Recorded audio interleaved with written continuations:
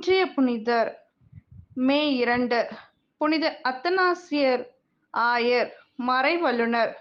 பிறப்பு கிபி 295, அலெக்சாந்திரியா, எகிப்து. இறப்பு மே 3, 373, அலெக்சாந்திரியா. அலெக்சாந்திரியா நகரில் வசித்த கிறிஸ்தவர்களில் மிகவும் பக்தியான கிறிஸ்தவ பெற்றோருக்கு மகனாக அத்தனாசியார் பிறந்தார். கிரேக்க பள்ளியில் படித்த இவர் இளம் வயதிலிருந்தே அறிவுத்திறன் மிகுந்தவராய் காணப்பட்டார். தமது 21ஆம் வயதிலேயே திருத்தொண்டர் பட்டம் பெற்ற இவர் ஆயர் அலெக்சாண்டரின் செயலராக விளங்கினார். அப்போது மனித அவதாரம் என்ற நூலை எழுதினார். இவர் இளைஞனாக இருந்த போதிலிருந்தே பாலை நிலத்தில் தனிமையை தேடி வாழ்ந்து வந்த தவ முனிவர்களுக்கும் சிறப்பாக வனத்து அந்தோனியாருக்கும் மிகவும் அறிமுகமானவராக இருந்தார். 323ஆம் ஆண்டு ஆரியூஸ் என்ற கத்தோலிக்க குரு ஒரு தவறான கொள்கையை உருவாக்கி அதை திருச்சபை முழுவதும் பரப்பி வந்தார். இதனால் ஆயர் அலெக்சாண்டர் இந்த தவறான கொள்கையை பற்றி பேச வேண்டாம் என்று ஆரியூஸுக்கு எச்சரிக்கை விடுத்தார். ஆனால் ஆரியூஸ் ஆயருக்கு எதிராக செயல்பட்டு மேலும் செசாரியா பகுதிக்கு சென்று அங்கும் பரப்பி வந்தார். மக்களை கவரக்கூடிய முறையில் இத்தவறான கொள்கைகளை பாடல்களாக தொகுத்து அவற்றை பாட வைத்தார்.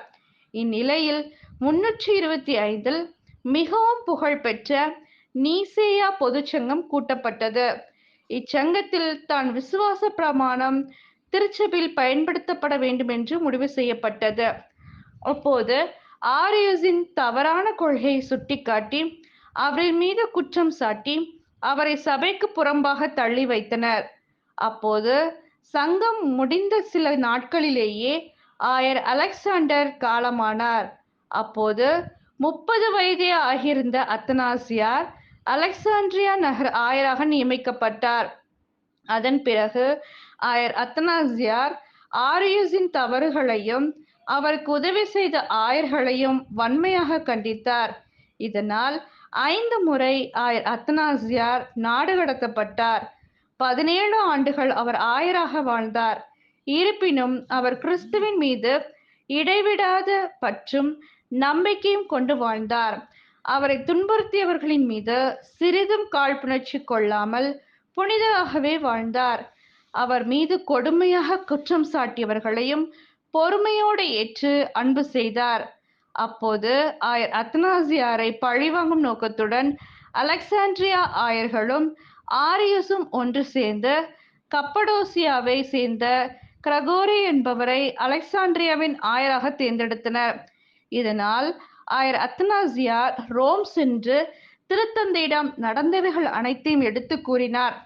பின்னர் திருத்தந்தையின் அனுமதி பெற்று மீண்டும் அலெக்சாண்ட்ரியாவுக்கு திரும்பினார்.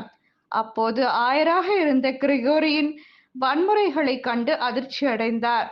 இவர் திருச்சபைக்கு செய்யும் கொடுமைகளை கண்டு இவற்றிற்கு நீதி கிடைக்க வேண்டும் என்று இடைவிடாமல் இறைவேண்டலில் ஈடுபட்டார். இதன் விளைவாக ஆயர் கிரகோரியாரும் அலெக்சாண்ட்ரியா அரசரும் இறந்துவிட்டனர்.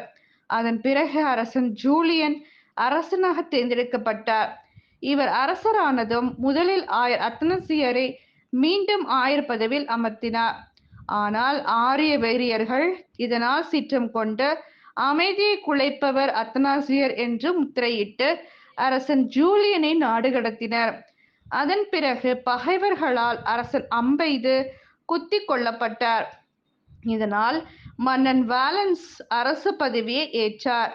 இவர் ஆயர் அத்தனாசியருக்கு மிக பெரிய உதவிகளை செய்து திருச்சபையை காத்தார். ஏறக்குறைய 50 ஆண்டுகள் பல்வேறு துன்பங்களை தாங்கிக் கொண்டு ஆயர் அத்தனாசியார் திருச்சபையில் கிறிஸ்துவின் படிப்பினைகளை நிலைநாட்டினார்.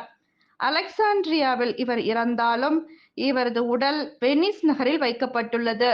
ஜெபம்.